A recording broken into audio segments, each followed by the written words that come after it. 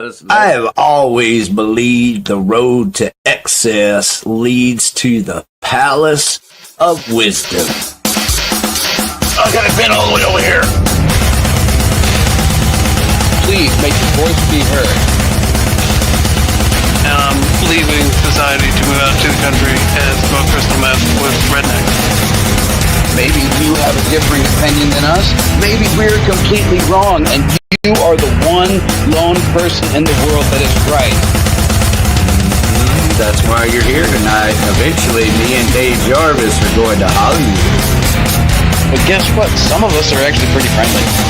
Yeah, but most of us suck. Fine, upstanding young man. Fine, upstanding young man. Smoke weed. Ha ha! Welcome to the Common Sense Revolution. That's right. Doesn't it suck when people steal your slogan? Kind of like, fuck, what are you going to do about it? You go outside and your car doesn't start, and you open the hood and find out that it's actually just the battery acid on your cable. Do you get pissed? Or you get, you're cool with it? Great. It's just the battery. I can go ahead and clean that up and get this going. Well, here you go. We're getting off to a cold start tonight. Gonna crank it up and we're gonna burn fire. Welcome to Blow Your Brains Out. I am Rick E. Warden, and as you have noticed, the lovely and beautiful Ariel of Against All Odds is not here with us tonight yet. So sending out our best to her hubby, Jeff. Hope you get feeling better soon, and hopefully we will see Ariel soon tonight.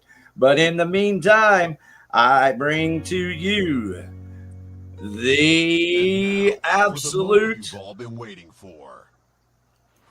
marvelous and mystical, magical motherfucking David Jarvis. That's right. We're going to fuck your mothers while you watch and cry like little whiny bitches. Hello, Brainiacs. This is your weekly dose of springy clothespins or the other kind. We're coming to you live from the Gulf of America. Arms are tired from signing executive orders and doing the YMCA dance. Ready to swing swords and ogle Eastern European broads. Folks, in a world this crazy, only a lunatic is truly insane, and that's why I come to you with an existential crisis. I've become increasingly suspicious that I am not, in fact, the famed lucha libre porn star Reynaldo Chocolate Bottom. I can't stop saying cattywampus, and a naked American man stole my balloons. This is how you remind me of what I really am. Ladies and gentlemen, you came to us for answers and salvation. Best we can give you is chewable Prozac for kids in the shape of cartoon characters. I've got manic depressive mouse or the bluebird of unhappiness.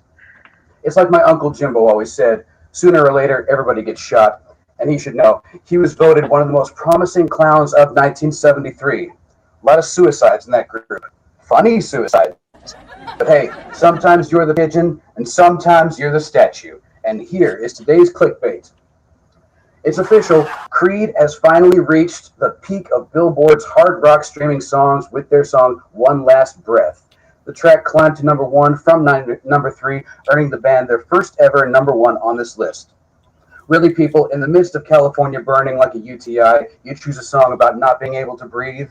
For shame, America. For shame. Speaking of which, the upcoming Fire Aid Benefit Concert, which seeks to support the LA communities impacted by the fires that ripped through the county last week, will take place later this month, and it has announced its lineup. Some of the artists will include No Doubt, Jelly Roll, Joni Mitchell, Katy Perry, Lady Gaga, Pink, and John Mayer, who will reportedly take the stage with Dave Matthews. So now we get 2 sour-faced thumb people who sing like their dick got caught in a zipper. Hooray! In local news, newly formed band out of Dallas is looking for 2 guitarists and a bassist. Influences range from Godsmack to Suicide Silence. They're trying to reimagine the metal post-core scene of 2010. So if that sounds interesting to you, please contact June Hastings.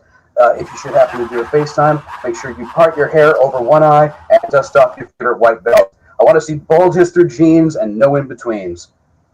My people, We are gathered here to put a stop to something that would have considered innocent 100 years ago, but in today's litigious society has been blown completely out of proportion. We've reached the limits of what rectal probing can teach us, so now we're actually talking to them. But as my plastic surgeon always said, if you gotta go, go with a smile. And with that, please welcome to the stage, Vox Nostra. Welcome, gentlemen. Hey, happy to be here. Sorry, it was a little long-winded, that one, but a lot has happened in the last week. For those that are not in the know, I found out about Vox Nostra from Scriptorium, our good friend Alex Sanchez. Speaking of Scriptorium, the new issue was recently announced, and you know who made the cut? Our very own Ariel, and against all odds. Awesome. As soon as she shows up, we should shower her with praise. But in the meantime, Dave Jarvis would know because you have a subscription, man. Way to go, subscribing to. Oh, hell yeah. Me like Reed. So, from what I have gathered, y'all are in the midst of debut EP. Is that correct? Yeah, that's exactly what we're doing. We've got 2 more songs left to track on it, and then everything will be sent off to our engineer for him to work his magic and make us sound good. And we're hoping to put it out sometime before the middle of the year. Great Awesome. news. Hell yeah. Hey, Dave Jarvis, can I bring up real quick the chats? Everybody, if you want to participate in the program, do that in the chats. And then also real quick, we will get right back to Ray very soon. Where is Ray? Here's Ray West right here of Spread Eagle joining us tonight. Hello, Ray. How are you? I'm good. This is funnier than I expected. You guys are fucking hilarious. I'm here. It's all good, man. This is great. Thank you for having me. We've grown up in our immaturity around here. Hey, this is Vox Nostra, Ray. And Vox Nostra, Ray is in a band called Spread Eagle. You're bound to have seen them touring the America. Yeah, I think, was that the band that you mentioned was helping put on a charity show for LA? Or am I thinking something different? I don't think that's happened with us yet. Yeah. Oh, no worries. No. We are headed to LA, but I don't know anything about doing a charity, but you know, we're up for everything. Oh, okay. All right. Well then, moving right along. So the debut EP, how long has it taken y'all to record it up to this point? Oh man. Anybody else want to take the wheel, or do you want me to talk? Is it 2 years? I think it's 2 years. So it's we've been together for coming up on 2 or 3 years. I can't remember. I think we got together in 2022, so we're coming up on 3 years. From there, we did 2 singles, and after those 2 singles came out, October 2023, we started focusing on kind of what we're gonna do next. I mean, obviously, we wanted to play live. We hadn't been a live band since then. We wanted to kind of cement ourselves in the Houston scene and the Texas scene. So we've spent time between playing live in Houston and San Antonio and writing music and trying to track and have a day job, personal lives. So I think it's probably been, like a year and a half or 2 years of us writing the music and tracking the music and really getting everything to sound how we want it to sound. Rock and roll. A lot of great music came. A lot of great music came out around 2022, 2021. It's amazing what people can do when they're locked up for a year or two. Yeah. I mean, what else are you gonna do other than hop on a video call, or if you can get together, and try to do something that is a stress reliever, some kind of catharsis, and do something that makes you happy with people that you like. That's good that y'all like each other. You have to keep doing that. Yeah. Oh yeah. I mean, we're bandmates, but we're also homies. We hang out. We do things together. Birthdays, friendships, Valentine's Day. That's beautiful, man. So, with a deep dive on y'all's socials, I just saw y'all recently played Local Mania at White Oak Music Hall in Houston. How did that go? It went really well. That's something that we actually went to, I think, a little over 2 years ago, and we've made it a goal for ourselves to play. It was a lot of fun. White Oak Music Hall is a great venue, and to play the downstairs stage, it was awesome. The venue is super helpful, and the promoter for that show, the guy who puts it on, Jose Campos, he's been a champion for Houston, not just for Houston music, but for local music in general around Texas. Kick ass. Yeah, he's the man, and we've been Way to fortunate. go, Jose Campos. Yeah, so Radiation Promotions, He's the man. Jose Campos, he is the man, and we've been fortunate enough to work with him multiple times. Kind of gotten to know him on the professional side a little bit, and we really enjoy working with him just as a whole. Thanks for telling us about Jose Campos. I'll try to look him up here on Facebook and share him here in a minute. But all our local Dallas-Fort Worth bands, take note, and y'all hit up Jose Campos for shows out of Houston. Oh, yeah. Definitely. That'd be cool. It might be easier to find him under Radiation Promotions, but either way, any way you can get a hold of him, he's very responsive. Now, was he in charge of the Decimation Fest in San Antonio? No, that one, we're still fuzzy on who was in charge of it. Originally, it was a local band there, and then the guy who was putting it on had a really gnarly workplace accident, and we thought the show was going to be canceled. I mean, it was like one of those things where it was like a life-altering accident. He sent me a picture of it, and it looked like some shit that was like off of gore.com or something like that. Don't look that up, kids. So we originally pushed the show back a couple months, and then like the week before the show was actually going to happen, he hits us up. He's like, "Hey man, it still hurts to stand. I can't really walk. Like, let's either cancel the show or we will like just move it, cancel it, whatever." And I think one of his friends or somebody that he knows in the scene in San Antonio said, no, I'll make this happen. So I think we met him. Wrong Radiation. Yeah, wrong. So Radiation Productions is the one. Or if you just look up Jose Campos, that might come up. We met that guy once. I don't remember his name, but the people putting it on kind of bounced around a little bit. There was one of the situations where like, oh shit, something really bad happened. We're still going to try to make this work. That's dedication, so man. Pretty cool. Well, speaking of shit being postponed, y'all were set to play the Underground Texas Fest in October, but it also was postponed until March, I believe. Has there been any further word on the subject? They say they're still having it. It's the same guy that had the workplace accident. Yeah, that's the Radiation. That's the guy. That's the guy. That's supposed to still be happening. We're playing it by ear. I think it really depends on the guy's recovery. So we're just kind of keeping an ear to the ground. It's still planning on happening. We hope it happens. Probably 60-40, yes. Have y'all kept in contact with him, or are you just finding out when he posts something? No, we keep in contact with him. Like he'll message us on Facebook, and I've sent other bands that are looking at doing like a regional tour through Texas, or some other bands that do like a Midwest Texas tour that we're kind of professionally friends with. Well, I'll send them, hey, these are the different promoters that we work with. I've talked to the guy's name is Skull Zapata. I've hit up Skull. I've talked to him a couple times just to check on how his recovery has been and to ask, are these shows still happening?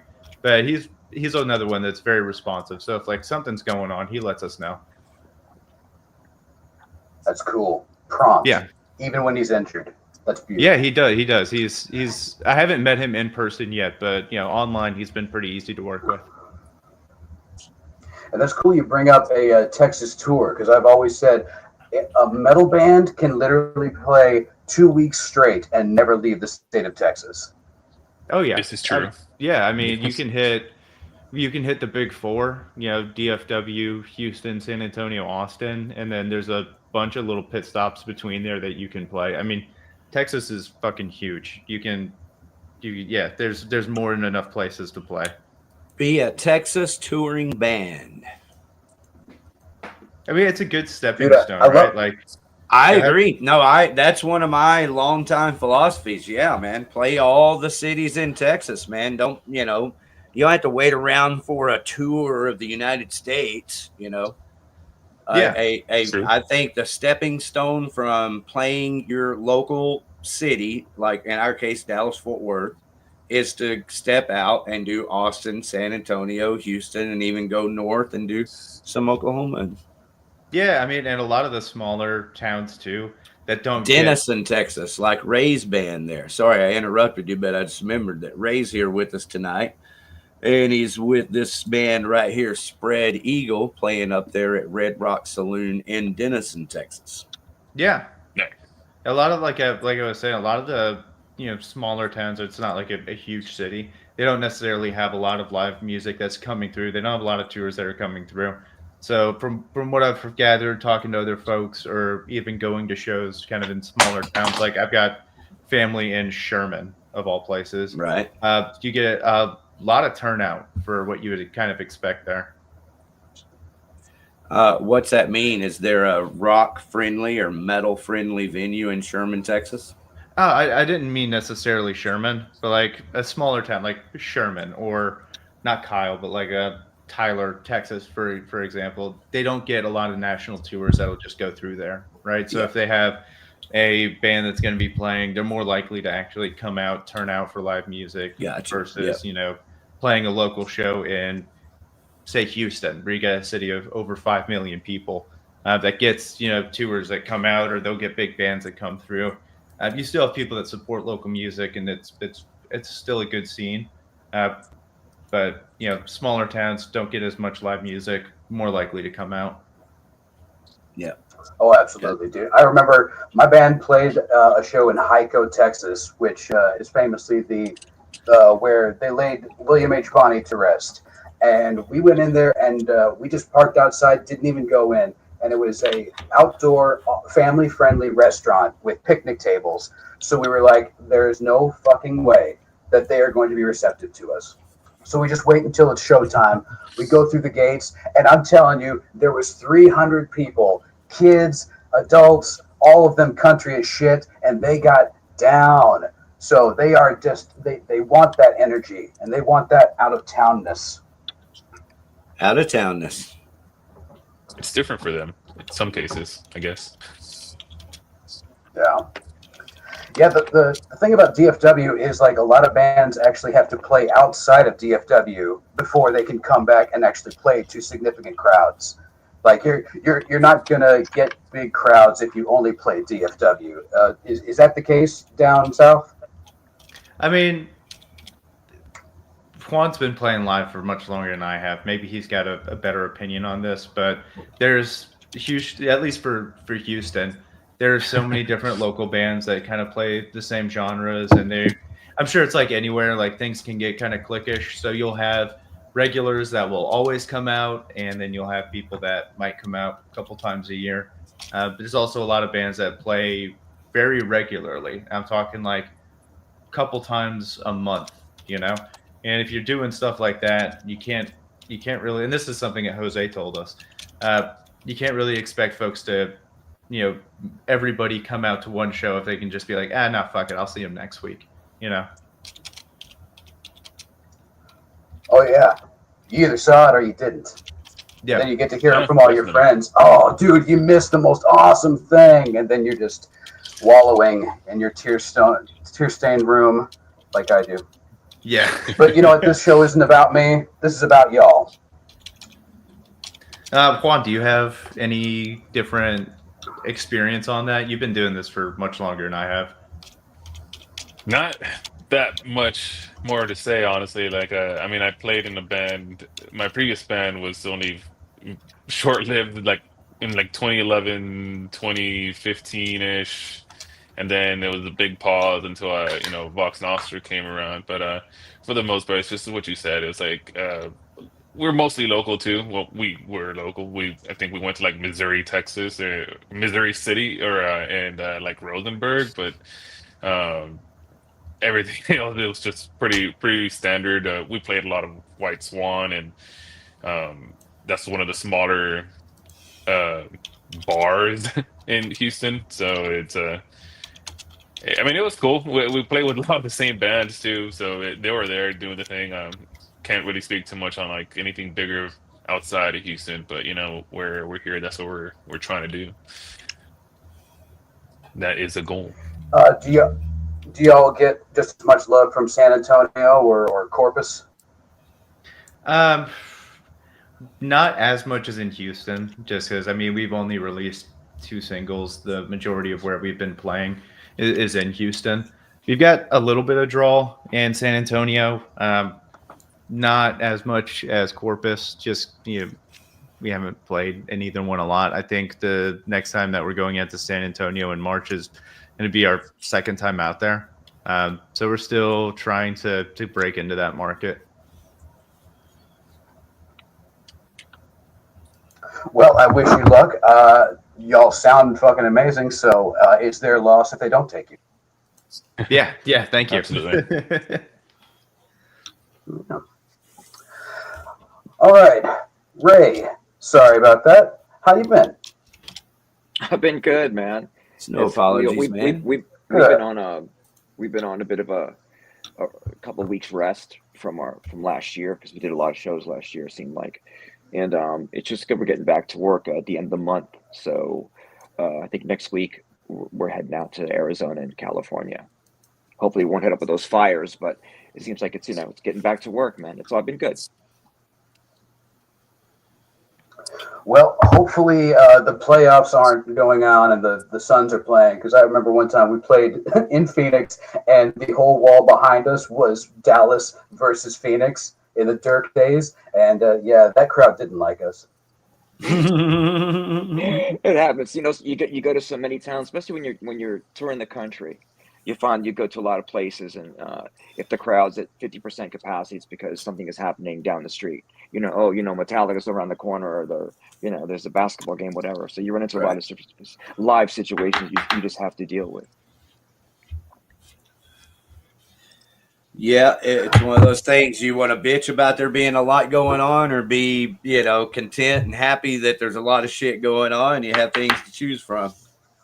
Doesn't matter whether there's 10 or 100 or 1,000. You got to play like that's like your life depends on it. It's a privilege to be in the box, so you got to, we don't take it for granted. You know what I mean? Doesn't matter where we play. Well, you should have a pretty decent turnout here in Denison, Texas. Speaking of little towns, y'all have had good turnouts there before, right? Yeah, Texas has been good to us. We've learned a lot in the touring the past couple of years. We've been going pretty hard in paint. So Texas is great. Sometimes there's always, you play one spot and then you come back again, you hit it hard and you triple up, you go back till it gets bigger and bigger and bigger. You just keep playing, man. So yeah. I love Texas. It's really like a robust place. There's still a lot of live rock and roll. There's a great rock and roll scene in many, many parts of your state. And I love that.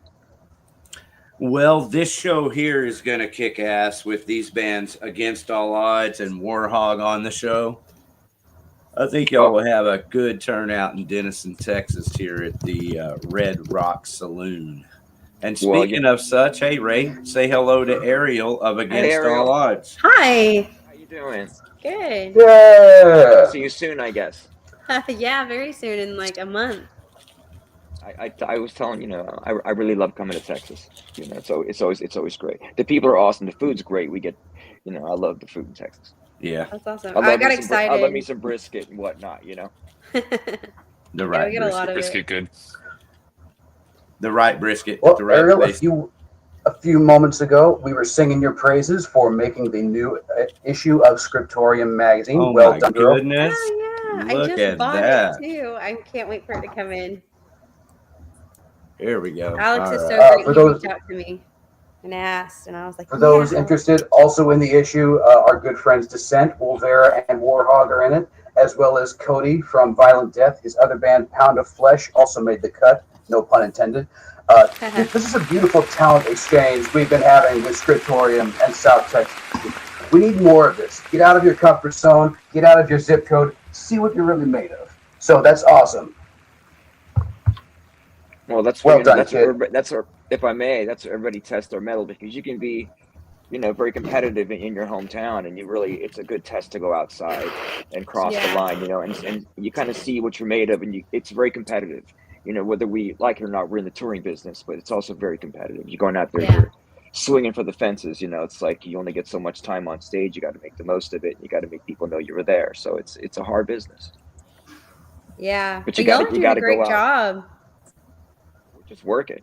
It's about I love playing live. That's what it's all about. Like we're in the live touring business. So that's what it's all about for me. Performance. I love Oh, absolutely. And I remember we opened for y'all like 6 or 7 years ago, and yes, y'all definitely brought the energy. It was a great show. Thank you. So cool of y'all. We're in this because we love it, right? So it's like you're in the box. You just got to let it go, man. No holding back. All right. Yeah. Facts. But there's nothing wrong with a little healthy competition. Vox Nostra, do you feel competitive with the other bands that y'all are playing with? Any of y'all want to take this one? I'm happy to chat. Here we go. We're all friends. No, all right. Okay, all right. So I guess I'll give it a shot. Yeah, we'll speak it. Oh, can you guys hear me? Sorry, I know we had a little bit of a delay. Yeah. Clear. Yeah, you're good. Okay, Andrew? perfect. Yeah, no, I was gonna say, at least for me, maybe not speak. Yep. all right, Andrew's having some more. Can you guys hear me? Yeah, we man, hear you perfectly fine, man. Andrew, you're coming in loud and clear. Yeah, you just have delay, bro. I'm sorry, dude. Okay, perfect. Okay, yeah. Well, I'll start talking, and sorry that and I'll probably mess around with some audio settings in a second. But yeah, I was just gonna say, usually when it comes to playing live, I think I can speak for myself and probably for everybody else. I think what we're trying to do is not be competitive necessarily with the other bands, but try and always do our best and do better every performance and every show, and make sure that we're putting on the best show that we can with the best lighting and the best interludes between songs, and just making sure that we are firing on all cylinders and performing at our max at that aspect. And that kind of then shines through.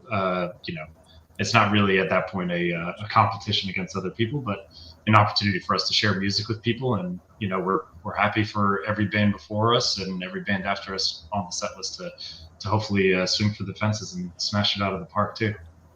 Yeah, let me just add something. I think I was misunderstood. It's not the word competitive. It's a friendly competition. But you got to go out and test your wares with other bands. You know what I mean? You got to see what you're made of. So you got to go out and you got to go out there and you do swing for the fences. You want to be the best. Everybody out there wants to be the best. And some people actually just think they're the best, which doesn't work. But I mean, it's friendly competition. You go out there and you really got to friendly competition. Yeah, you got to be at your best. It's like that's what it's about. It's a really. I love going out and pairing us, with other bands or doing festival gigs, and I love that environment too. I think it's helpful too. Absolutely. Like you said, it's not really like a competition, but you do see your other fellow local bandmates or artists and stuff. I see other musicians play because I get out to other shows, or I'll like stick around for their sets as long as I can, and I'll see them do things that I want to include in maybe our next show, or want to figure out how they created like a moving logo. Like most people say they just pay somebody else. So I was like, there's got to be a way, but there's just little nuances that I feel like every band brings to the table, and it helps at least me push myself as a performer. Like, I can do that. Why am I not doing that? I should be doing that. All right. So I think it does help make other bands push to, if they think that they're doing good, there's always another bar and another bar and another bar. Yeah, I almost like you're in competition with yourself. Really, you're just always trying to do better. Maybe not in terms of the music. Maybe there's another thing, because it's a whole performance.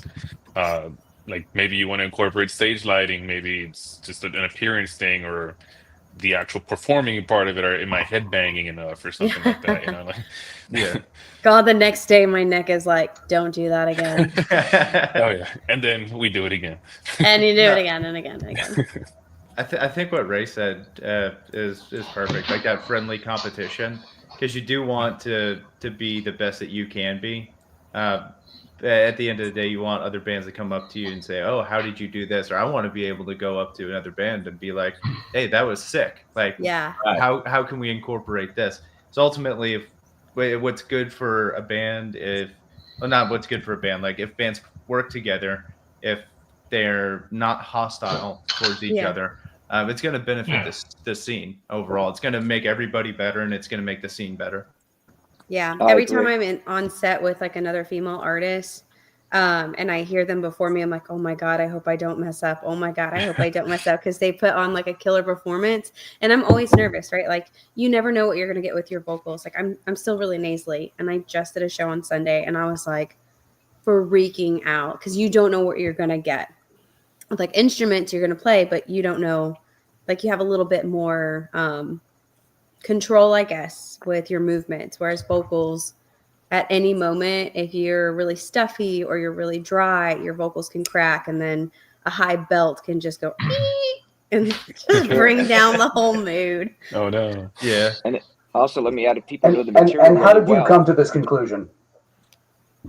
Me? Yeah. It's happened Did to you me before, experience like that in on Sunday? rehearsals. Oh no, actually, Sunday I did pretty good. I was very proud of myself. Yes. Although I ran out of water on stage and I couldn't get to another water. So by finish your whiskey, I had no whiskey for like how I do at the end, and I had no water. So I was like, oh man, I'm gonna Pretty die. rough. So like there's like tears coming out of my eyes because my throat was so dry.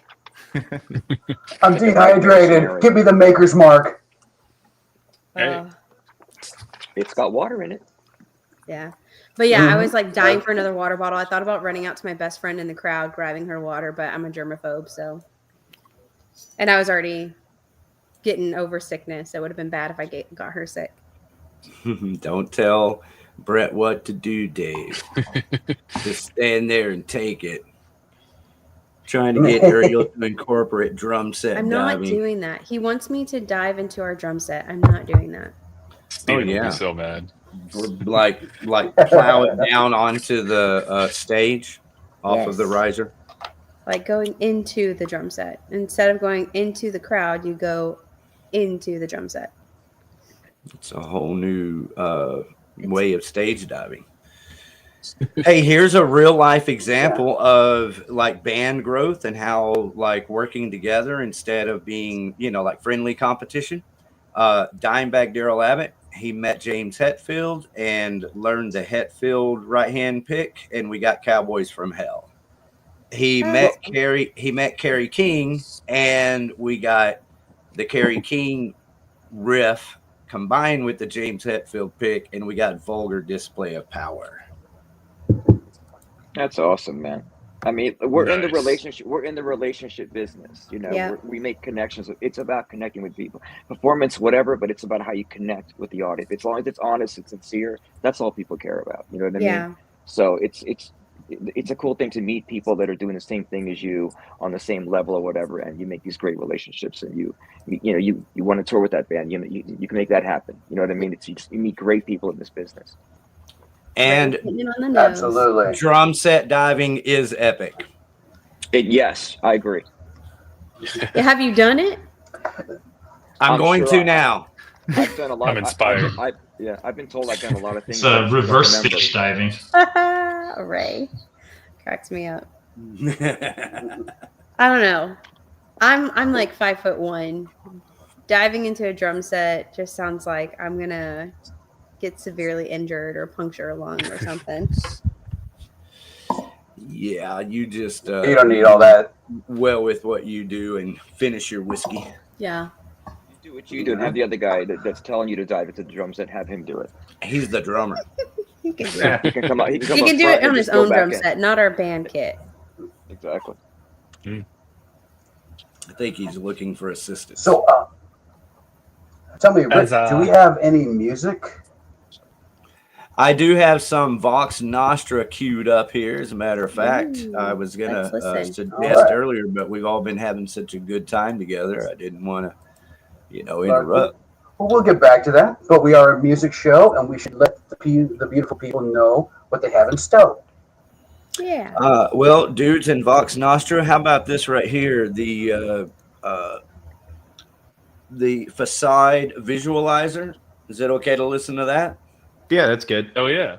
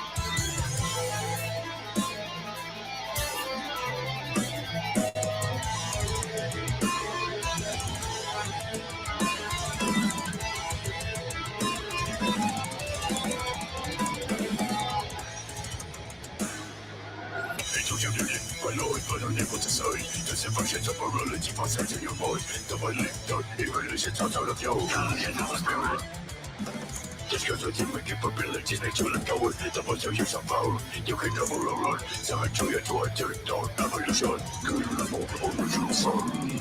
Giant sacrifices running through us tower. I would like to turn all your beds worshiping them. The monsters in the mirror. No matter where you look, you cannot face. Illusion.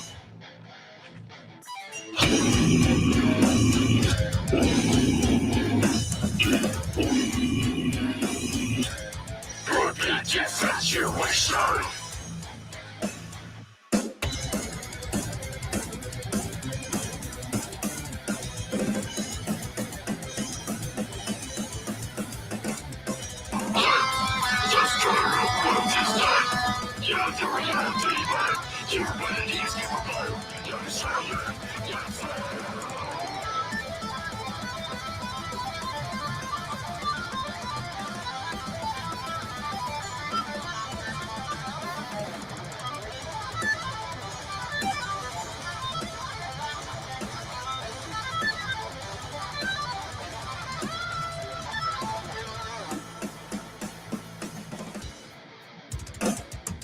Down, dice, bitch. Not behind the cover of a false god. Wow, you sad. I'll eat your pocket.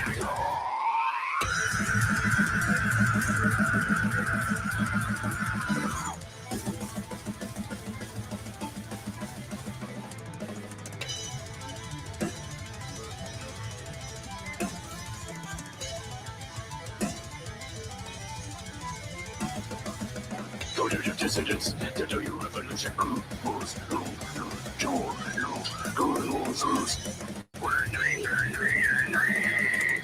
Searching for answers, how do you consider it?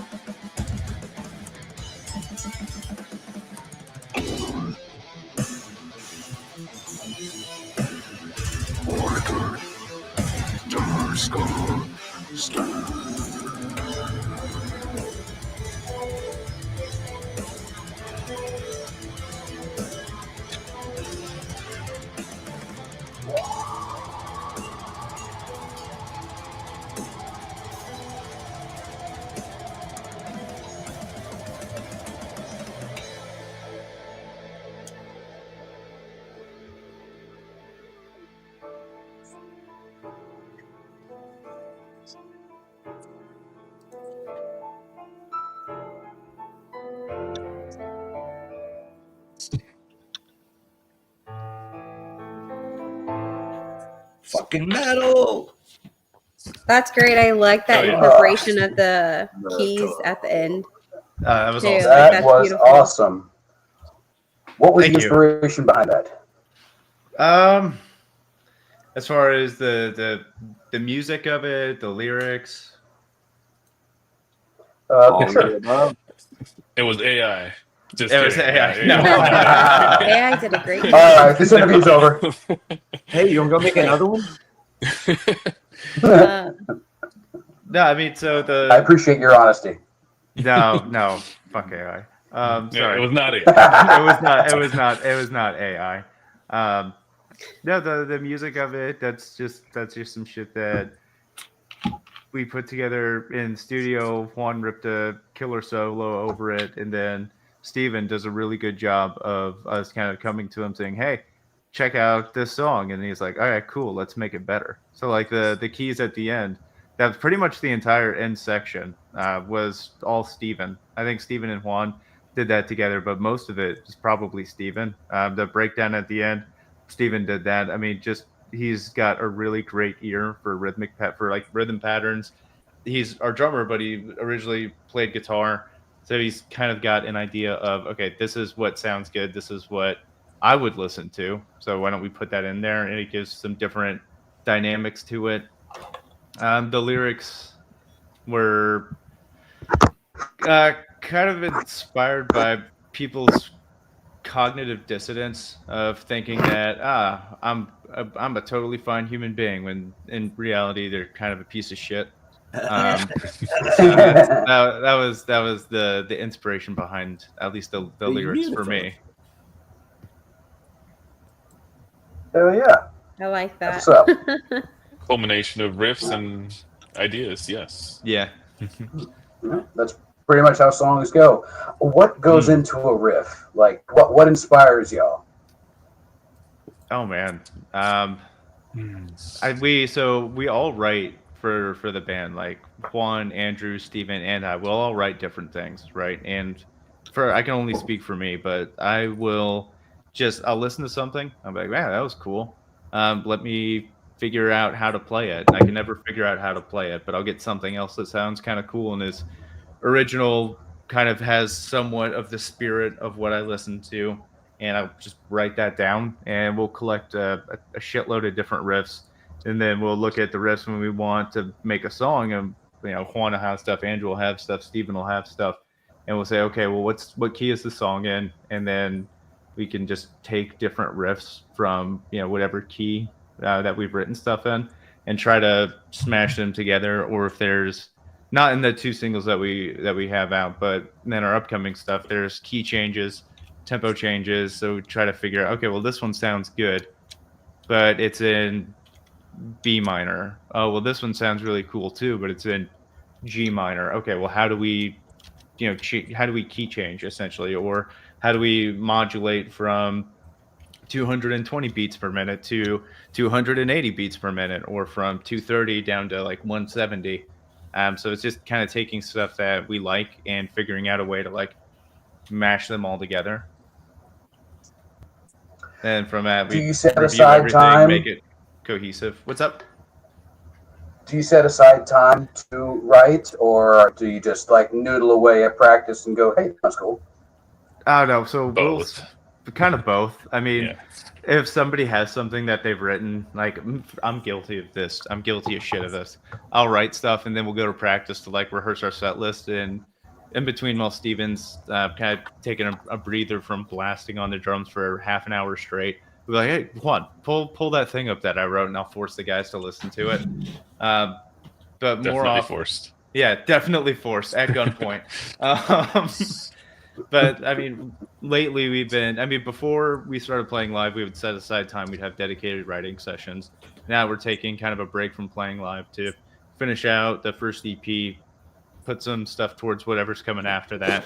We're making dedicated writing sessions to where we'll get as many of us as we can in a room together and try to hash things out.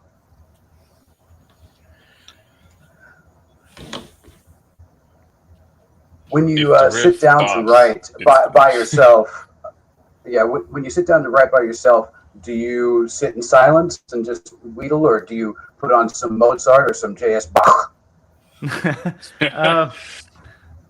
Nathan's classically trained violinist. Just oh my god. Oh, cool. Yeah. So I might call you later. yeah, no, I'll making the connection. I'll hop on whatever. Yeah, we're trying to. Go ahead, Andrew. I'm trying to get him to do more. Oh, I was gonna say I'm trying to get him to bring that side of his musical experience out a little bit more in Vox. I wonder if he can play on cold. Oh yeah. What do y'all think? That would be good. So hopefully. I think it'll work, but only if he dances around like Lindsey Sterling. Yeah. Oh yes, definitely. Same outfit. Whoa! I'll help you make it. I'm really good at designing outfits. I mean, I can't sew by any means, but I can't sew god. well. I guess to get back to your question, for me personally, I will sit in silence. Sometimes I'll have something that I know I want to start with, and then I'll write it down, play it on my guitar a couple times, and then ideas will just come from that. Other times I'll almost give myself a challenge where I'm like, okay, well, this is the key I want it to be in, and I'll put like a limitation on myself, like something that Juan did a while ago that I've tried to do is, okay, well, let's write something that we're not using open strings. Like we're not using open string tones. Like we play on a 7-string in drop A. So let's do something like, what would it be? It's not A minor, not A major. It's 4 sharps. I should know this. But something where like we've got different accidentals that prohibit us from using like our open strings. I find that leads to some more creativity. It kind of depends. There's not only one way that I go about writing things. I can't speak for the other guys. If the riff sounds good. Yeah, if it's cool, it's cool. Yeah. So sometimes also, like Nathan said, just it might be something like specifically technique wise we're working on. Like for myself, sometimes I want to focus on something that's a lot of string skipping, so I try and come up with a riff that just incorporates a lot of string skipping and just hope that it sounds good. And when it does, it's just like, hey, present this to these guys. Like, hey, can this fit anywhere? And or maybe we'll build on that one. And sometimes it's a tapping thing, like, oh, I want to do some more tapping on the guitar. Let's see, that's always flashy. So, it's just several different ways to approach it. Mm-hmm. Sometimes you have to be in the mood. If you force it, it's kind of hard. Yeah. I was going to ask, how much do you think is based on feel, and then how much is didactic, where it's like, okay, I know that this harmonizes with this, so naturally I should just go to this? I think you have to have a balance, right? Like, it has to feel good and it has to feel right for whatever you're trying to achieve. But having a didactic approach it's definitely beneficial.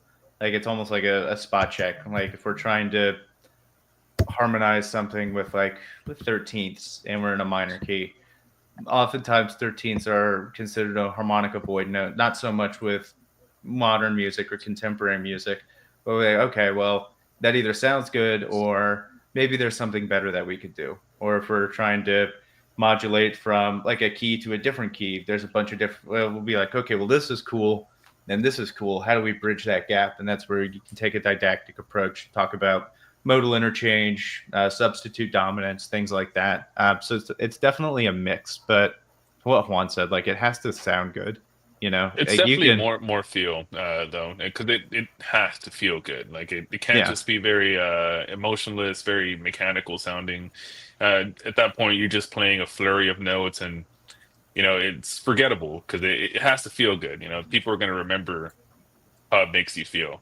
At least I'll speak for myself there. But I would hope people think about that. I'm cool with feel good. I understand that. No, I mean, absolutely. You've got dudes that know music theory up, down, and sideways, and they write the lamest shit you've ever heard.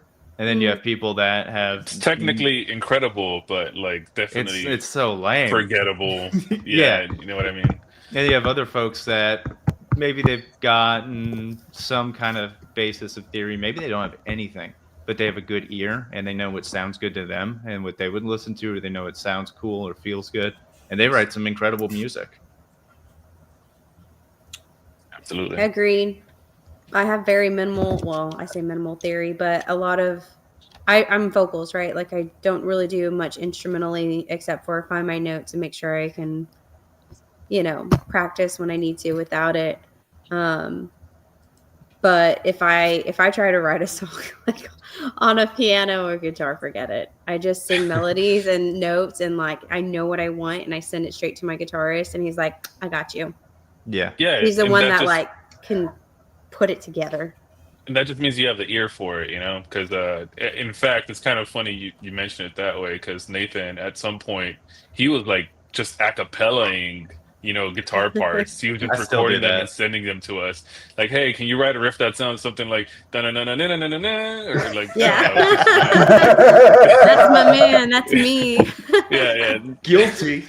So, Well, I think Ariel, that having the ear helps, yeah.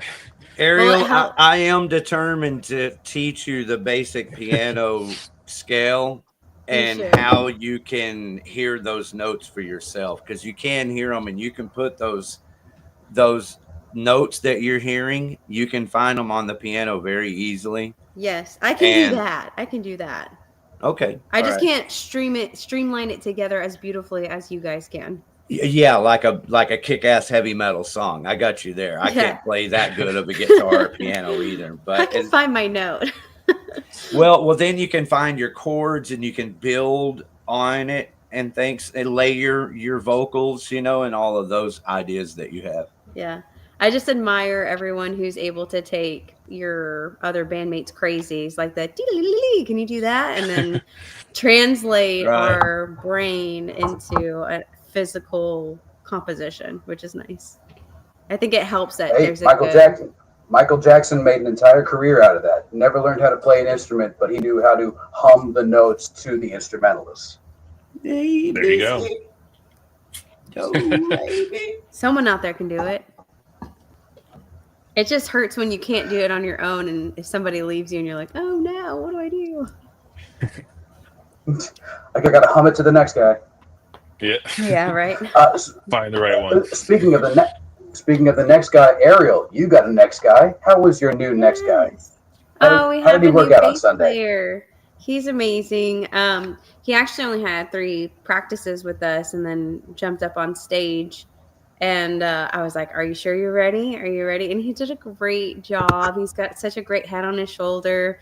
Hasn't shown any signs of mental instability, which is also like a very warm, welcomed personality trait. What's his name again? Elliot. Here's for Elliot. And he plays. Here's gonna fill you in. I say dope a lot, and a lot of the times it's very intentional. Dope, dope, dope, dope, dope, dope. That's dope, dope, dope, dope, dope, dope, dope. That's dope. He's a pretty dope dude. He's a pretty dope dude. He's a pretty dope dude. He's a pretty dope dude. Love it. I love it. Love it. I love it. Love it. I love it. Love it. Dope, dope, dope, dope, dope. That's dope. He's a pretty dope, dope, dope, pretty dope, dope. Pretty dope, dope, dope, pretty dope, dope, dope, dope, dope, dope, dope, that's dope, dope, dope, dope, dope, dope. That's facts. All right. So thank you, Elliot, and congratulations, Ariel, and against all odds. I am so excited. Moving on. Oh, yeah.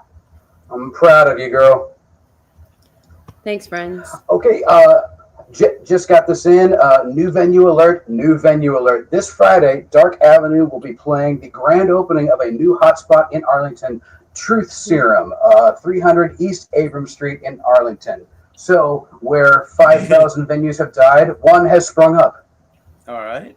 Okay. From the ashes. One door closes and another one rises from the ashes of the phoenix. Exactly. And they picked a perfect band to open it. Dark Avenue is an amazing band. They have it together, man. Oh, yeah. Those guys are an arena rock band playing to small clubs, and they need to work on that. But for anybody interested in booking into a new venue, everybody, Truth Serum, 300 East Abrams Street in Arlington, Texas.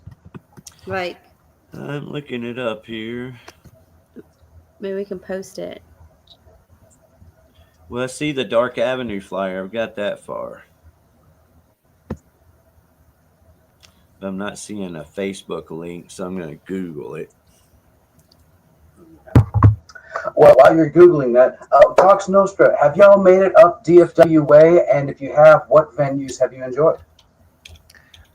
We have not made it to DFW yet, but we would like to. Okay. Well, just a quick rundown for venues that would totally be accepting of your style. I would suggest Haltom Theater in Haltom City. I would suggest the Rail Club in Fort Worth. I would suggest Growl Records in Arlington. And I would suggest Reno's in Dallas. Sweet. Yeah, I'm writing that down. Reno's. Cool. You always have the podcast for reference. Sometimes I have to go back and I was like, what did we talk about last night? Yeah, you gotta go back and listen again. Or just send Dave a DM or an email. Yeah. I'm here to help. Just look at around the 55-minute mark. You'll be somewhere in the vicinity of what I just said. Nice. Too easy. Oh, wow. That is correct. Dope, dope. I'm here to help. Oh man, that song's stuck in my head. I know. It's a catchy ass earworm. I wonder who wrote that. That was your fault, Dave. Was it my fault or was it my pleasure? It was your pleasure. I gave an idea and I gave you the stuff, but damn, that was a really good earworm. And dude, I took it into the studio, put it all on headphones, did not let anybody in the room hear that shit, pasted it together, and then I was like, hey guys, check this out. And every one of them was like, oh shit, dope, dope, dope, dope. I love it so much. I really have to stop saying my catchphrases. I don't mean to. Never. All right. Never. Well, I can't find much, but I'm going to go ahead and pull up this Dark Avenue flyer so we can see that. And we're just going to wish Truth Serum all the best. I saw, Truth Vinyl used to be in the same location. It looks like. I can't figure it out yet. Still trying to figure it out. But there was a record store called Truth Vinyl, and Truth Vinyl had open mics, and I performed there almost as much as I did anywhere else. I mean, I performed there. I guess there's two other places that I perform more than there for sure. But anyway, Truth Vinyl. So this might be associated with the same people. And another thing is on the other side of the railroad tracks there up north off of Front Street, kind of by that Binion's Club over there, I saw a storefront that had Truth on the front of it. So I thought maybe they were opening up something over there off of Front Street. But this is over here off of Abram, back where Truth Vinyl used to be. That is cool that they would put Truth, because I've known a lot of people that would be bullshitting on Front Street. Bullshitting that Truth on Front Street. Okay, so there's the Dark Avenue flyer. Give me a second. I'm going to blow it up here so you can see it nicely. Dude, they love those old, 1920s Parisian artwork, man. So there's your address, 300 East Abram. That is awesome. It's right next to, the Twisted Root Burger, the Flying Fish, very near Mesquite. Mesquite is 200, and this is 300. 200 is where the Heavy Metal Hall of Fame is. So dude, I'm telling you, the Deep Ellum rock scene has slowly moved its way to Old Arlington, because we're getting this new place, Truth Serum, and we also got the Heavy Metal Hall of Fame right around the corner with Jerry Warden hosting things. Yep. Well, hey, Dave Jarvis, look who's back. Ray is back. And if you guys don't mind, I'd like to talk to him for the next 5 or 10 minutes about this tour. They're celebrating this is the 35th anniversary of their debut record. And this is the flyer for the venue here at the Red Rock Saloon in Denison, Texas. thank you for hopping back on, Ray. It's good to see you again. Pleasure to be back. Let me get you up here. Yeah, for what it's worth, it was Ariel's fault. Oh, Yeah. Ariel, I'm going to see you at this gig, right? You're playing? Yes, we're actually opening. We're the first band to play. How many bands are playing that night? 3 or 2? I think 3 before you guys. So it's us, Flash Mob, and Warhog. That's a long night, man. Yeah, we're trying to figure out. So we actually live 2 hours from this location, and then our drummer lives a little over an hour past us. So we're trying to figure out if we can swing a hotel, or if we're going to drive back, or what we're going to do. That's always the dilemma. Yeah, because when you're local, you know, so it's like depends on how much everybody's going to party. You know what I mean? Yeah. How local are you? And I'm like, I have stigmatism in both of my eyes, so never ride with me in a car at night. It's a little scary. I will make a note of that here. I'm not that bad. I just like lights hurt. Well, I think looks like it's gonna be fun, man. I don't think we've ever done the Red Rock Saloon before. I don't think we've ever played Denison, Texas. So no, yeah, we haven't either. Warhog has. So if you want to pick their brain, Scott might be on later, but ask him about it because he's been there and they had a good time. So I'm sure it'd be great. You know, and Spread Eagle has played a show there before, Ray. Y'all did one show there a year ago or so with Elmo Jones Productions. Oh, wow. This one also has Elmo Jones Productions on the flyer because he did line up the show, but he's no longer with Red Rock, so he's not really officially part of the show anymore. But he wanted to keep his name on it because, you know, he cares about Ariel and Against All Odds and Warhog. And, of course, he cares about you guys. Jerry Warden considers Spread Eagle to be, you know, good friends. Well, that's like I said before. That's the cool thing about doing this. You know, you go around the country, or you know, Europe, London, and your tribe gets so much bigger. You know what I mean? It's the coolest thing. It's why I love doing this. So I get to come out there and meet Ariel personally and hang out with you guys. It's gonna be fun, man. Hopefully, it'll be nice and loud. It will be. We're also doing. I think we're also in Oklahoma the day after that. So we have two shows to deal with. Let's see. I pulled up the flyer off of your Facebook page. Looks like we have Hollywood, California, February the 1st. So you're going from Hollywood to Denison, Texas. How about that? That's a trek, man. That is a trek. Nice. You know, the thing that we fly a lot. So I'm sure you guys all go, you know, you fly a lot. Sometimes it can get a little stressful because you got to make sure the flight's not delayed. Yeah. You know, or you got to get to the gig. And it becomes like we live out of the suitcases. So I love going to Hollywood. I just love playing the whiskey. It's a comfortable room. It's a really professional room. Everybody there is very cool. They've seen a lot, so they've seen it all. So you come in there, they pretty much have it together. It's just a great place. Plus, we're there on a Saturday night. That'd be cool. Yep, that is badass. Whiskey on a Saturday night, February the 1st, Hollywood, California. And then the day after Denison, it's Chickasha, Oklahoma, where it's guaranteed to be a casino. You think? So, hey, that's an extra good time, right? There's really great rock and roll souls in Oklahoma. Sure. And especially Texas. So, like I said, I'm excited to see you guys. How much coordination does it take y'all? Like, how long does it take y'all to normally plan a tour like this? This is a good question, and it's part of I'm going to have a part 2 to this. So go ahead, Ray. We're always doing everything about 6 months to 8 months in advance, you know, because clubs book out and venues book out usually 6 months out, no matter what, some are a year, you know, so you got to have someone, you know, on the horn right away. You know, 6 months you'll book something down the line. You always have to be thinking like that. You know what I mean? Yeah. I mean, we booked 2025 as the last year was almost just ending, you know, so it was just always it's constantly evolving. And things change. Venues close, venues move, things like that. Yeah. And then you have to adjust accordingly. Do you call yourself, or do you reach out, or do you have somebody that does it for you now? We have people that work with us. Okay, wonderful. Us out and gives us information. We manage ourselves because we don't need anybody else right now. Right, you know? Right. We booking also? Yeah, we actually do it ourselves right now. Yeah. Okay. Just checking. No, because what's happened with us is over the years, we've learned how to do this. Right. you know, and especially like our bass player Rob, he's made a lot of contacts in his business and his work. So it's, Rob D. Luca. Yeah, man, he's a workhorse. I mean, he does a lot of he's got a great brain for details. I don't. He's been on Blow Your Brains Out like 3 times. He's a badass motherfucker.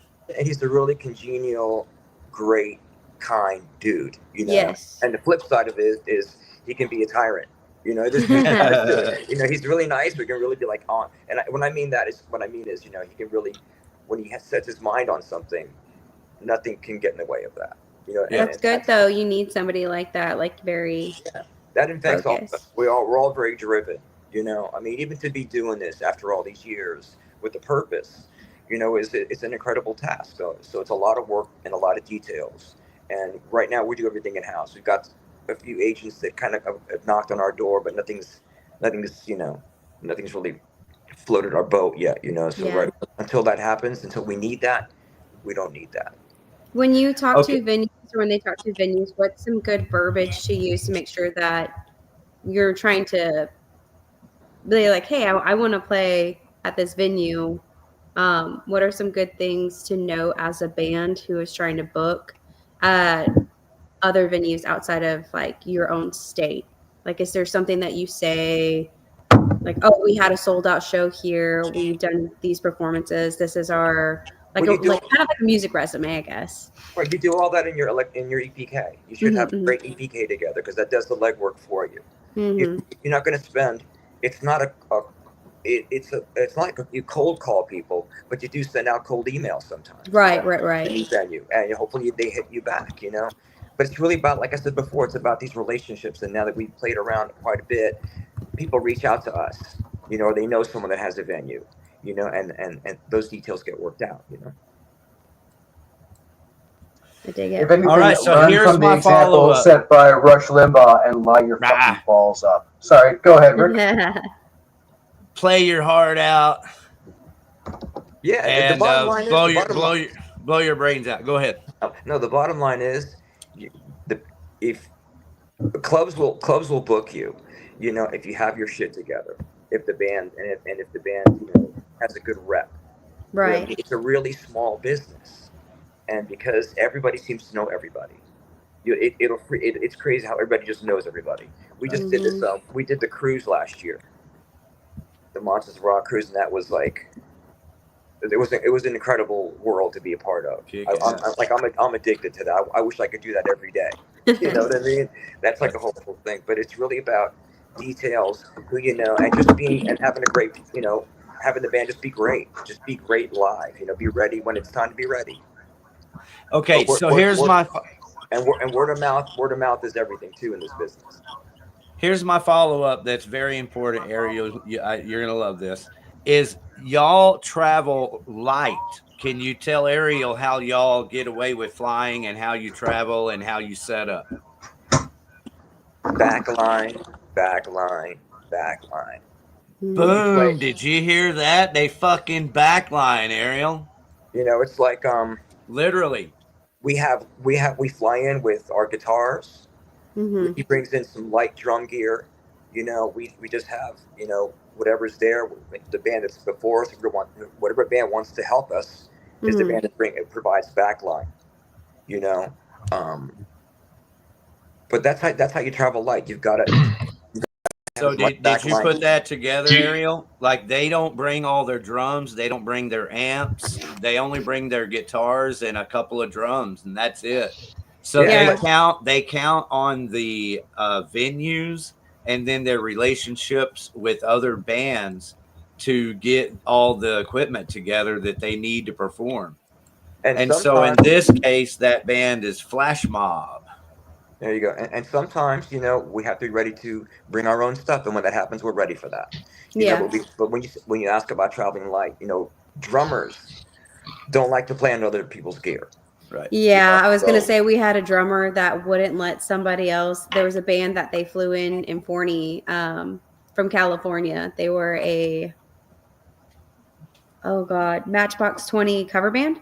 And they had asked us if they could play our drum kit. And I was like, I mean, I don't mind, but it's not my kit. So let me ask my drummer. My drummer was like, absolutely not. Right. And I was like, okay. you don't want to give out your symbols and things like that, you know. Yeah. So, Ricky, we do travel, and we all help each other, you know, help our gear, you know. But Ricky brings symbols. He brings he brings his stone throne, you know, if he needs to. So it's nuanced, you know what I mean? Until you're, and then you play like something like the cruise, where everything's there for you anyway. Right. Yeah. You know what I mean? Or the festivals where things are laid out for you. You know, I like to use my in-ears. You know, I have my own transmitter, but when they have the whole setup, I love that. You know. Yeah. We are. It's all about being charitable. You know. Well, I brought it up to commend you guys, Ray, because I think it's admirable all the shit that y'all have to do to get out and play and perform as much as y'all do. Because y'all been touring nonstop since I've known you the last few years, or last couple of years. And, you know, to think that you're doing it touring light and using other people's equipment, that's, you know, we've talked about that multiple times, you know, here on Blow Your Brains Out, of how you can get by doing just that. Yeah, I mean, Johnny carries his little, I don't know how big his head is, you know, but he carries that, you know, and yeah, it's just a smart way to do things, you know. Like I said, it's about we're not demanding, but we do ask for specific things, you know. If that you want a band with good gear, you know, and that helps a lot too. Sometimes it's all just about how things work together at the moment, you know. It's a lot of luck involved too, but we try to cover all the bases, so it's not just luck. We really do try to be as prepared as possible beforehand with information and what we need when we get there. Right. You know, right. I've got a you meet a lot of local bands. These guys have, like, you know, stacks of amps and cages, and it's like that gets ridiculous. You know what I mean? So, anyway, I interrupted you. I'm sorry. Oh no, you're fine. I was going to ask not only of you, Ray, but also of Vox Nostra. When y'all play a show that doesn't go as well as you would like it to, what songs lift you up in that downer moment on the way to the hotel or to the next gig? I'm gonna take this one because literally I'm never happy with any performance, and that's not anything to say anything about any of the other guys. Like so we all play with in-ears, and we have our own mixes for every set of in-ears. I'm hardwired because I don't trust wireless, specifically when I'm on the one that needs to keep time. So on my personal mix, I can't hear the guitars. I have the click track, the backlined bass, and because we don't have a bass player, we have a laptop. And then like any sort of hey, the laptop's always on time to practice. You know, he's always on time, on the cue and everything. Can't complain. But I have literally bass, click, and samples in my mix. I have like no guitars or like no vocals, nothing. I don't want to hear them because if they mess up, then like I don't want that to run the risk of messing me up. But anyway, I'm very hypercritical of myself more than anything, or like any sort of technical difficulties, because that really falls into my realm more than anybody else. Like, yeah, Juan and Andrew usually handle the lights and stuff like that, but as far as like making sure the set list is running smooth, making sure nothing is peaking, stuff like that, like that's usually me behind the scenes before we get to the actual show, and then usually just plugging and playing wires. But there's literally between that and like triggers not working and stuff like that, like there's always something for me to be frustrated about like after every single show. So I can't even say there's like something I listen to on the way home from a show or anything. It's usually me just like sitting in the car steaming in existential dread, and that's about it. Or really more than anything, I'm not trying to be too depressing. You told me to listen to Enya, dude. Listen to what? Hang on, he cut out. I thought you listened to Enya, man. That's what you were telling me. Enya or ABBA, right? No ABBA, no ABBA. Honestly, it's less depressing than that. It's usually me just sitting in the car trying to debug things for the next time for when we meet at the studio, and I go in and I'm like, okay, doing massive amounts of prescription drugs. No, massive amounts of caffeine and Zyn pouches and stuff like that. But yeah, it's I'm the guy that goes home in a low-key pit of rage because something didn't work the way it was supposed to.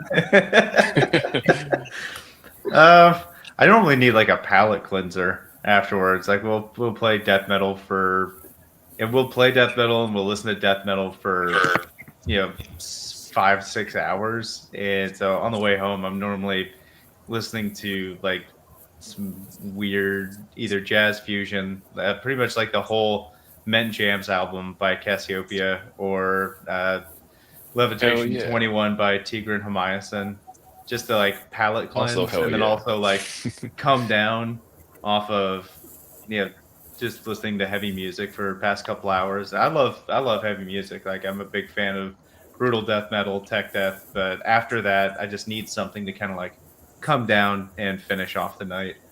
I'm actually I'm very similar and not as much with our shows, but like if I'm going to a show and I've been listening to metal and like loud noises for 4, 5, 6 hours, I'm usually driving home to like, I don't know, something sad like Balance and Composure or like Old Title Fight or just something that's like not 150, 200 BPM, slamming and stuff like that. I just need something like very melodramatic and like not overly loud and over the top.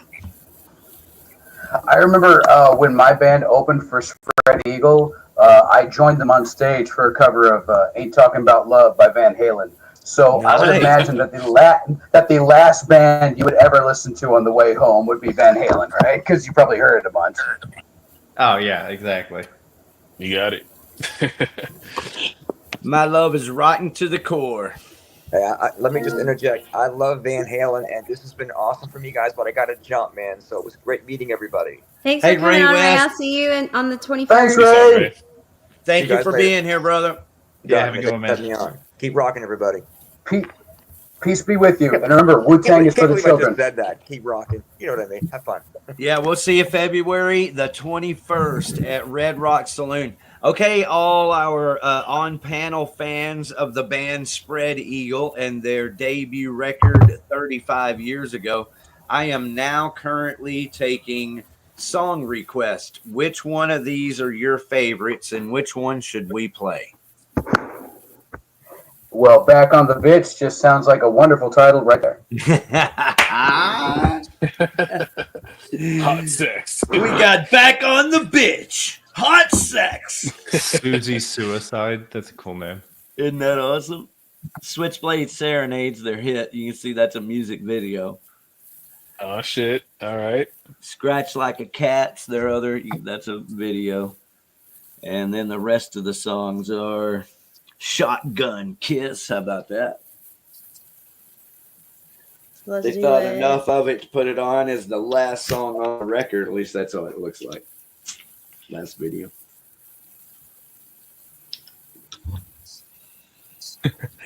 Did we go with Susie Suicide or was it Shotgun Kiss? I mean, who's feeling good about this? I feel good most of the time. Well, I got this horrible rash. Let's do Shotgun Kiss. We could just bump right back on up to Back on the Bitch. One day my log will have something to say about this. There'll probably be a commercial here. Let's see what we got. Back on the Bitch. Get rid of that. Back on the Bitch. How about that? Everybody's got a bitch. Okay, who all is going to be listening to Spread Eagle on the way home tonight? I am home. But I mean, I will. I am already home. Josh, we know. That was a reference to listening to Van Halen on your way home earlier. Hey, I just kind of hopped in here. I wanted to say hi real quick to Rick, Ariel, Justin, Juan, Nathan, everyone. and Steven. Is that Josh? And Dave. Did you How freeze y'all up? doing? Is that you, Josh? It is Josh. That's me. Hey, Look at his Josh. beautiful face. How y'all doing? Look at doing Josh good. finding his voice in the middle of all of that, everyone. It's good to see you, brother. Hey, man, it's good to see you. I'm happy to be here. I'm trying to Yeah, look at you your guys tattoos got on a- your neck. You guys got a Oh. show booked at the Haltom, right? We do. Yeah, let me give you the info on that, man. So, it's called Havoc at Haltom. Oh, yeah. And it's at Haltom Theater on Saturday, March 29th. And the doors open at 4 p.m. And it's an all ages show, so anyone can come. There's tickets are $20 in advance and $30 the day of the show. So if you hit, it's one of those things. If you hit me up though, or my band Heart Checkup, we'll get you a ticket, get you a cheaper one. And we're also Josh, work it. We're also going to have merch at that show. Let me give you a rundown of the bands that are playing that night. Yes, because some of the names I Run can't it read. down. I've got Okay. it on the Facebook. You want me to pull up the Facebook flyer here real quick? It's all right. I got it. Yeah, you can pull it up there. Yeah, while I'm doing that, I'd like to slow everybody down for just a second, Josh, and say hello and introduce my friends to who you are. Yeah, Y'all, go ahead, man. I've actually known Josh for a long time, about 15 years. Yeah, it might be even longer than that. I may have met him by painting his house. His parents hired me. But by that point, you did? By that point, he had already been in the band Dorian Gray. I was 15. Yeah, I remember Dorian Gray. Hell yeah. Yeah, I sang for Dorian Gray and Euphony in a band called Broadway back in the day. And it's fucking really cool seeing you here tonight and seeing you back with your band Heart Check and Anthony on drums, man. I love it. Yeah. Dude, we're so excited to be back, man. This is the first time that I'll be back in the metal scene, and I cannot wait to play and just show everyone all the tricks that I've picked up and all the music that we've written. And I'm just super excited. We've done a lot of programming on our set list, so everything just flows into each other pretty seamlessly. But also, I just wanted to go ahead and tell you. Oh, you got it up there, right there. Yeah. The co-headliners are. They're from the Tides and With Hope Intact, and I actually played guitar with the guitarist of With Hope Intact. Aww. So I know. Yeah. So I know him already. Cool. And then our buddies, we're good friends with the guys in Fire Season. So we're excited to play with them, of course. But then we're excited for the whole everyone. Avery J, Dead Skin, Deviation, the season, Fire Season, Grace Fails, Grey March, Militant Deviant, Omniterror, Stomach Book, Third in Delaware, and Villamora. Yeah, Third in Delaware is really good. I've played with them before. Oh, have you? Guys. You know that They're good guys. If we had to rely on the band logos, we would have never gotten through that. Oh yeah, I'm sure. I know, right? Like there's a wall of band names. Yeah, I know. Sometimes you can. You look 20. You do, man. You're looking good. Hey, well, I'll take it, man. If you stay, I still look young. Unfortunately, I'm 35, man. It's painful to say that. It's okay because you're 100% young at heart, man, and you've got your band, and you're focused back on music, man. I'm really excited for you, and you, have another reason to be hopeful and excited because you have a home right here, Josh. You're like family to me. Anthony is family to me. You guys know that. Same to you. That's right. And here on the show, we like to ask deeply personal questions. So, when was the first time you saw a naked person on television and it made your genitals moist? Okay, no, Yes. hey, I've got a solid answer for this. I'm sure it was probably in some anime at some point. I'm a weebo. Anime. Yeah, My like hero. some anime titties I probably saw like when I was a little boy, and it aroused something in my brain. But now I'll stick with just regular grown up porn. Can I say that? Yeah, in the state Yeah. of Texas, we've been sharing our, how we're accessing porn, since they shut it down. Oh, dude, it's un-American, man. That they're breaking laws. They gotta have access to the porn, dude. Yeah. My freedoms. Freedom of our speech, freedom of our member. That's in the Constitution somewhere. Yeah, I think Benjamin Franklin wrote it. But yeah, man, I wanted to get in here. Thank you for letting me come in and just announce this. Yeah, thank you for letting me pop on and announce these shows to you. And I'd love to pop on for y'all again. Anytime, always do. Always do, Josh. When you have a show, bring Anthony on too, so he can say hi. Okay, I'll let him know. He's probably watching the stream right now, so I'll let him know. We're here every Wednesday night, and then especially during the concert calendar, you're welcome to hang out during the whole concert calendar and go through it with us and stuff like that.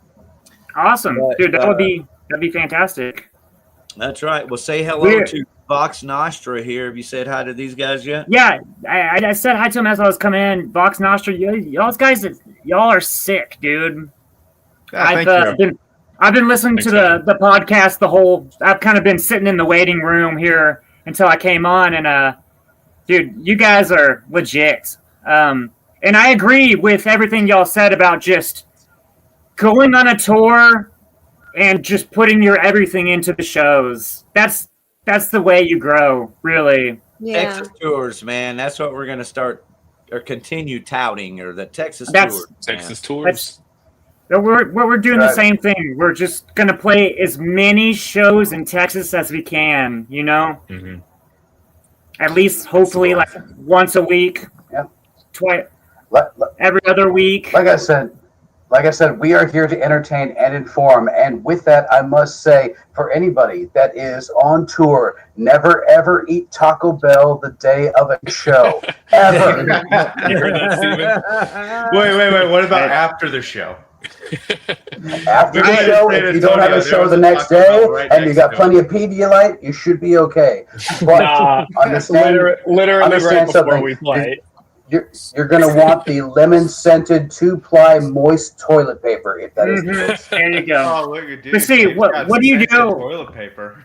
What do you do for the guy that has Crohn's disease, though? And then I have Crohn's disease, so Taco Bell's a no-go. Oh God, yeah, that's It will have me on the toilet for 24 hours, man. No shame. It'll put me there. Wow. Oh no. Taco Bell kills me, dude. But I'll let y'all. I heard it was like 24 seconds that people wear out the bathroom there, or their shorts anyway. Both. Oh, absolutely both. Okay, man. Well, thanks for letting me hop on. I'll pop off. Let y'all get back to talking to Vox Nostra. It's been great meeting you guys. We're about to wrap up and head on to the weekly concert calendar. So be Let's sure do it. It's nice to meet you. Thank you, Josh. Thank you, man.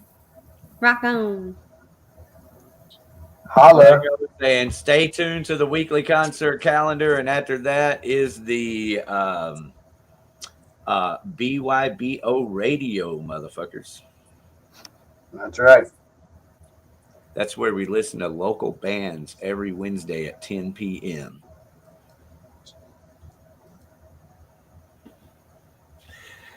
All right. So you guys are in Houston, right? Yes, sir. We're out of Houston. All right. So Josh Yeah. Rain, hook up with Vox Nostra out of Houston. When you guys are looking to pick up a band on a show here, y'all can check out Heart Check. And I'll tell you what, is when we start BYBO Radio, the first song I will play will be Heart Check. Okay, awesome. I was gonna look him up later. That's perfect.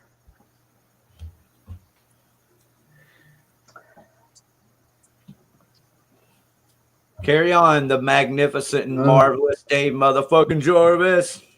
Well, I was just going to say for all of our newcomers here, what have you learned from this experience dealing with these weird-ass ragamuffins from North Texas? Do you feel ingratiated? Do you feel like you're part of our family? Because we feel a closeness to y'all that I haven't felt since last week. So we really appreciate your input, and we would like to know how do you feel moving forward? And also, what are Vox Nostra's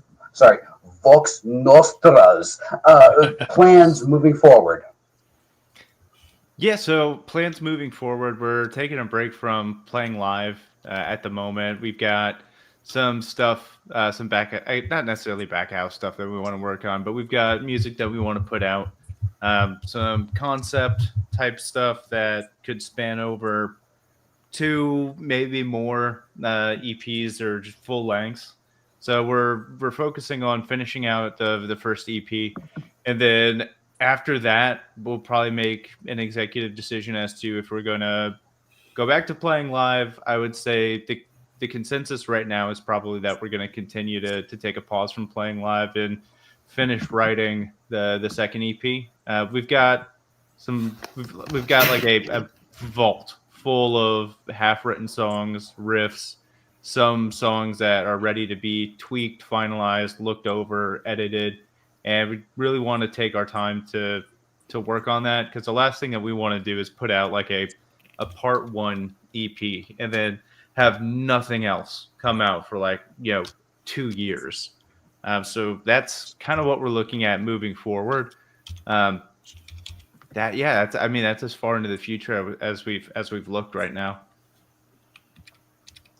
Well, I know that we discussed riff accumulation and where it might come from, whether it's rote or whether it's from the top of the dome. But we'll say there are many different sources for inspiration. For example, not to toot my own horn, but in my old band, Grain, I remember one time our guitarist watched the Bill Cosby stand-up special where he just sat in a chair, and he did that riff about how he had to accompany his wife for the Lamaze classes, and so she would be breathing, and then he would have to be the support system. So what she would go is like hee-hoo-ha, hee-hoo-ha, and then Bill would be like push, push, and my guitarist actually took the hee-hoo-ha, hee-hoo-ha, push, push, and turned that into a riff. So understand, the most random sounds you could hear from like an owl across the way could create a riff. And so don't sleep on moments like that. If there is a certain rhythm that nature is telling you, you should try to get to a guitar or a piano as quickly as possible. Yeah, I mean, inspiration can come from anywhere. I mean, I've even, what was it? When did I send you Choir Kids, Juan? That's like a working title. It was over a year ago, right? No, dude, it was a while ago. But I heard like this is the funny one actually. Yeah. So it's funny you say that. Like I saw some like a choir. I don't know if he's a choir director. But he's like an a cappella singer, just like not miming, but like singing a melody that I liked, and I was like, ooh, that's cool. I'm going to steal that, and just kind of like wrote something along the same lines. And he was just bullshitting. Like he was making like some video for, I guess, just his TikTok or Instagram or whatever it was. And I was like, oh, that would sound really fucking cool. And I was able to write like 2 or 3 minutes worth of music just from that. Yeah, I mean, inspiration can be anywhere. Your limit to, I guess, what you can write and what you can take things from is your own creativity, right? Love it. It's a funny sounding intro riff thing. It's cool. It's very unique. Ariel, what's the weirdest source of a riff that Ben has come up with? Oh my god. I don't Like, know. did That's he ever actually try a to- really great question for Ben, because usually did- I'm not did- around when he's did- creating riffs. Did he ever try to transcribe the Family Matters theme song? Because that's metal as fuck if done the right way. No, but I might drop the idea. All right. It's creative. Planting seeds. Planting seeds wherever you go. Chop, chop, chop, chop, chop. I'm right. Well, Rick, do we have any more music we want to play before we start advertising these shows around town? Not really. I mean, I can. I don't know. Huh. You guys got another song y'all want us to play? All of them. No, go ahead. I don't think Ariel's played. Dave, what do you have in music. mind? Do you have something in particular, Dave? Am I missing something? Well, I did notice there was another video of Vox Nostra that we did not get to. So I'm just wondering if that was still on the table, and if it was. I mean, yeah, Yes. I don't know if you're talking about the guitar playthrough of Juan, or if you're looking at the Slam Worldwide release that we did for our other song, Synthetic Womb. Yeah, that's what he's talking about. Yeah, either one of those are fine. Okay, I'm queuing up the Synthetic Womb now. Yeah, the other one's the same song, but just a playthrough. Yeah, there's no vocals on the playthrough, but you'll see Juan shred. That's true. Well, I want to see Juan shred. One. Red. Oh, dude, this song is the shit. Mute your Turn your shit. mic This off. song is awesome.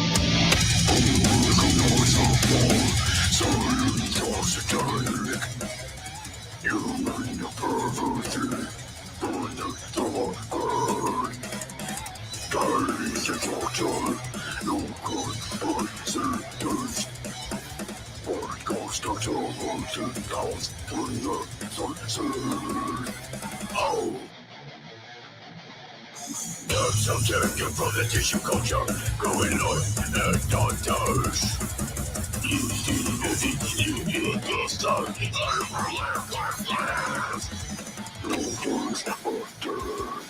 What's a string of your fingers? More sleeves and hands of bone. Little man, dog, tender for science. Taken from your mother, scientist of self. Force, that's the condition, strapped to the rank rack. Molestation, subsidized, taxes for death.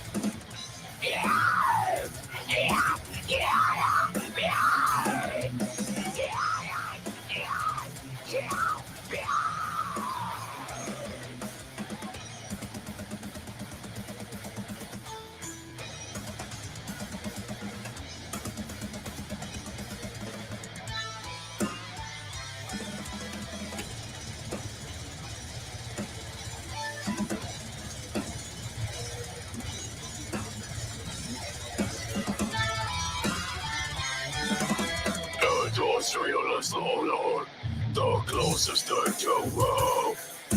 From the blood.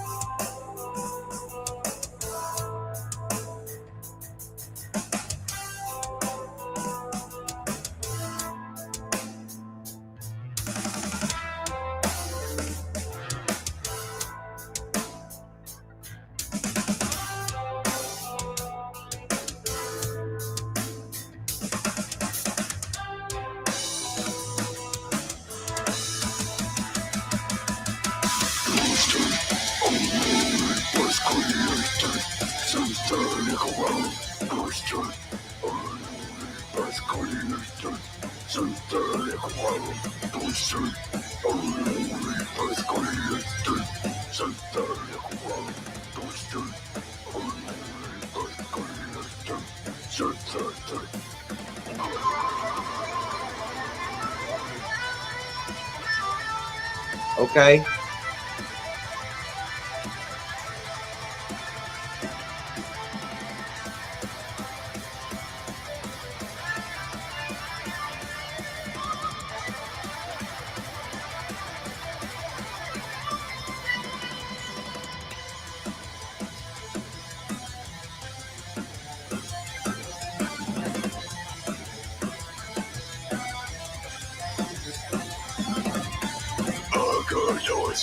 Existence would love the pain, disassociated, living its orbit.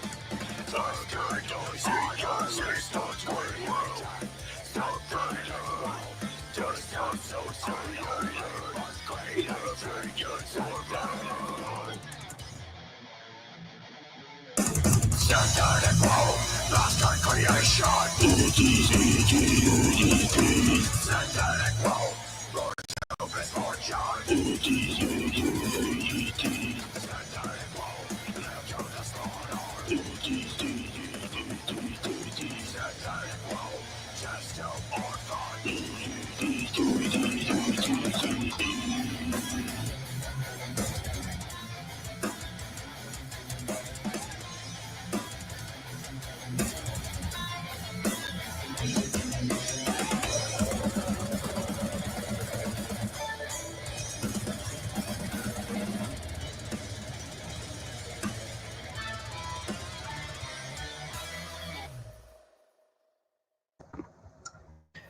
Yes, that is. Oh yeah. That is the track that I put on the TikTok reel that I used to advertise tonight's show.